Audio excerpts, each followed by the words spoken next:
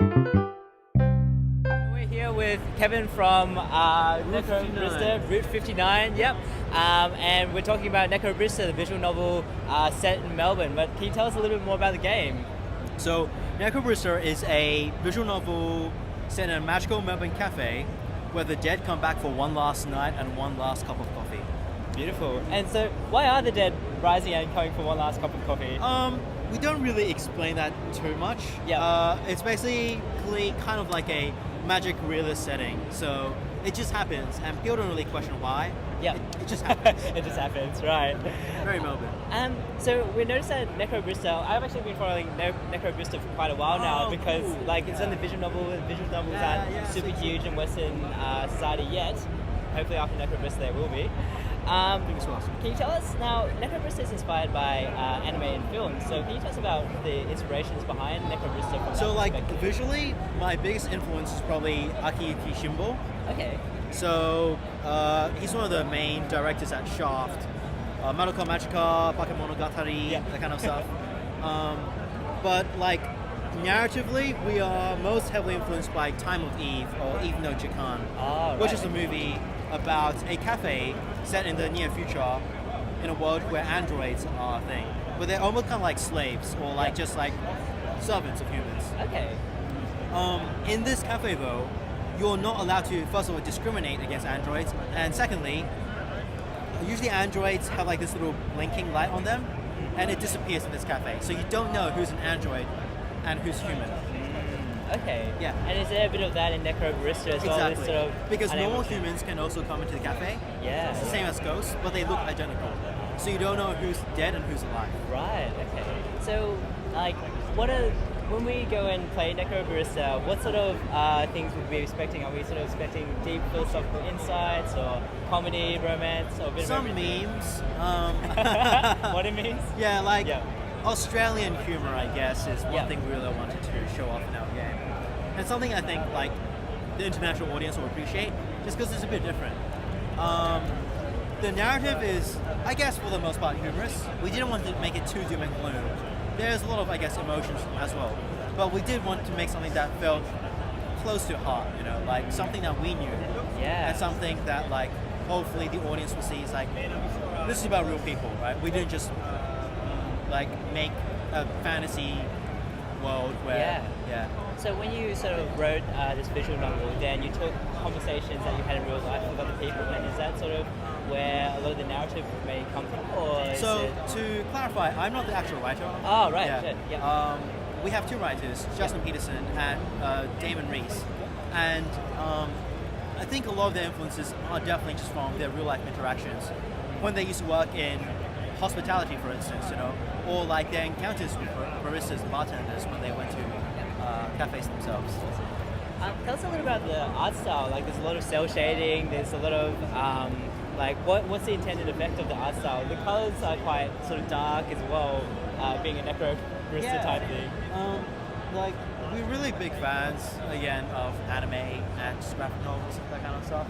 So we wanted to make a game that felt like the experience felt kind of like watching anime. But at the same time, we realized that there's no way we could be one-to-one the same as anime. And I think instead of trying to be something we're not, we will try and feel a bit like that without like breaking the art style. And so kind of looking at inspirations like Breath of the Wild or a bit earlier Wind Waker, that kind of cel shading really captivated us and was strong influences. Yeah. As well as Guilty Gear. Guilty Gear as well. Yeah. I wanted to comment a little bit about Necrobarista as a visual novel, because for a visual novel, it's actually quite of unusually high quality. A lot of visual novels have 2D sprites, have just text and stuff, but you've actually gone and done a lot of 3D type work. Was that difficult? Tell us a bit about that. Yeah, like a lot of people say, so why did you decide to do it in 3D? And the best answer is the folly of youth. It's our first project, and it was a student project, and we were like, yep, we're gonna do it, like, it's gonna be great, we're gonna do it in 3D, because, like, no one's done it before. It's a lot of work. Yeah. It is a lot of work, and it is quite expensive, but we also hope that with the increase of technology, as things get easier, engines become easier to make, it is becoming, I think, much more reasonable now. Yeah. And it's a good time. So tell us a little bit about the technology behind it. Is it like Unity 3D? Unity, Or yes. Yeah, right. It's interesting, the pipeline for Necrobarista, like we've discovered over time that it's very different from your traditional games pipeline. In fact, it's more akin to, I guess, a 3D movie. So, for instance, we have a storyboarder, we have multiple animators, we have a DOP, director of photography, who literally just all their job is to do composition and framing.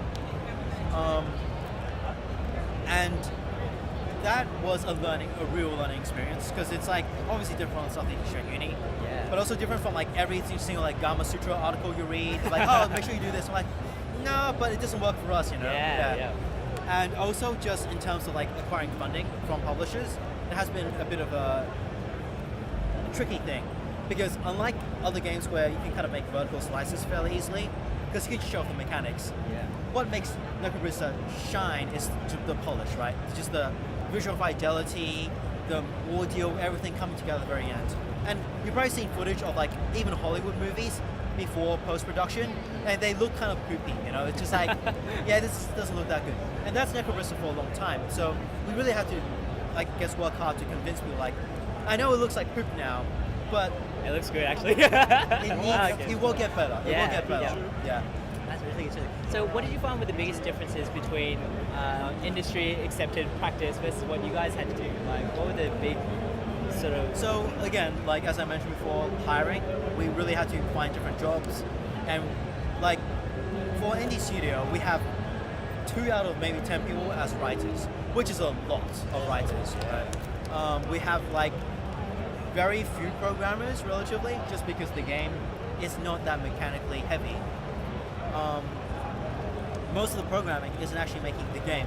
It's making tools to allow the other people to make the game easier. Oh, right. So you have an in-house like visual novel editor sort of thing. Exactly. That's exactly. really cool. Yeah. Because you want to do this manually, you could, but it's just so inefficient and a waste of time. Yeah. It makes so much more sense to.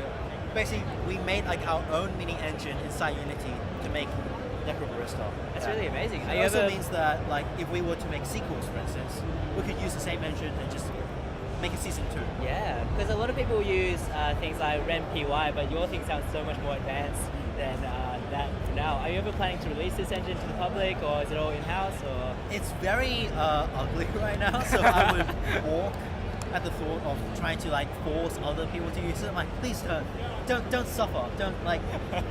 But perhaps down the line. Yeah, awesome. So we noticed that the music composer Kevin Penkin, he's actually done work for. Kevin Penkin. Yeah, he's a big guy because He's a he's big done guy, work for Made in Abyss. Made in Abyss, Rise of the Shield Hero, that's the one, the new anime. Can you tell us a little bit about the music direction for Necrobarista? So, like, one of the first things we did when we spoke to him was like, Cowboy Bebop, like FLCL, that kind of like jazz, punk Yep. style. But as time went on, I think we shifted a bit, just because we really want to capture that unique Melbourne vibe of being in a cafe, being in that space, being in that environment. And And yeah. what is that vibe? Is it like just the chill sort of chill, Yeah. chill house basically. Yeah. Which is again just a bit more down tempo, a bit more relaxed. Chilled out. Are you able to tell us a little bit about the characters, because the character cast seems really interesting and unique? So the main character, Maddie, she is the necromancer barista, and the apprentice of Che, the previous owner of the cafe. And it's kind of about them trying to, for lack of a better term, pay off a debt to the Council of Death. Because every ghost that comes in, they have a limited number of hours they can spend here. And as time went on, they're starting to let people stay for a bit too long. And so, like, Death is not happy with this. And now they've come knocking, like, hey, yours like souls. Yeah. Cool. It's a bit mafia-esque as well as like Melbourne-esque. That's really cool. But in Melbourne. What are your thoughts on the success of other recent visual novels, like, for example, Doki Doki Literature Club?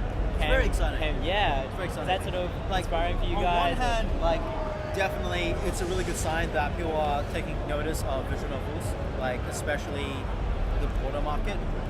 On the other hand, I guess it does show us that in terms of marketing, it's one of the bits that we still like think about a lot. Just because like, don't get me wrong, like I consume a crap ton of anime, so I understand. Like, I love myself a good Power Fantasy or just like fan servicey show or now and then. But in terms of marketing, Don't yeah, don't we all? We're finishing the interview now. Yeah, wrap it up. The Necrobarista is very much when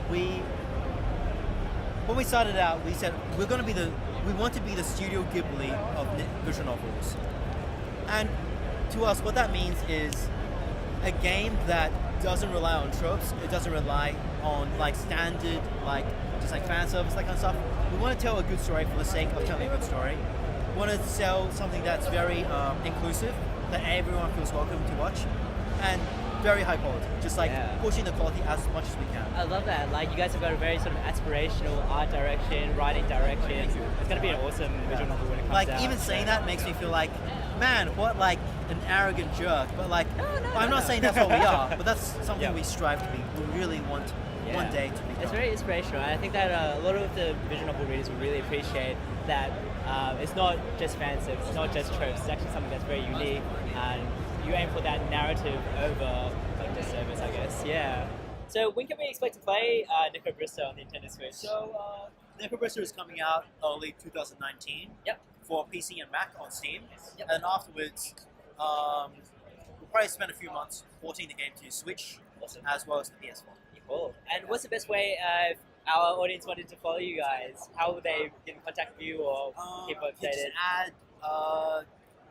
You can add your name to our wish list, which you can access on our website, which is necrobarista.com. Awesome. Necrobarista.com. There you have it. All right. Awesome. Thanks very much, Kevin. Thank you very much. That's great.